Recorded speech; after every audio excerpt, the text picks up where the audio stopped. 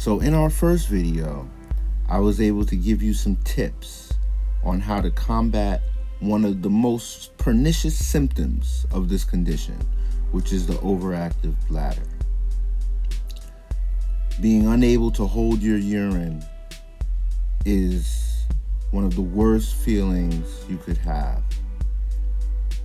Always needing to find a bathroom to relieve yourself is dreadful.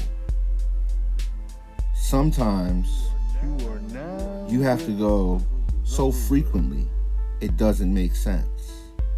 Sometimes you watch the weight loss from the fluid, loss from your cheeks, loss from your most fatty areas, loss from your buttocks. You watch the weight loss onset.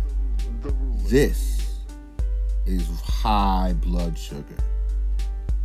So in that moment of crisis, do not reach for the basal. This is the lock-in. The basal is the lock-in. Don't go for the basal in that moment of crisis. You must achieve a good number before you can get the luxury that is the basal. And I'm not a proponent of big pharmaceutical companies, but I have to tell you guys that you created something you don't even understand the potency of. So in that moment of crisis, if you go for the basal, you've just programmed the basal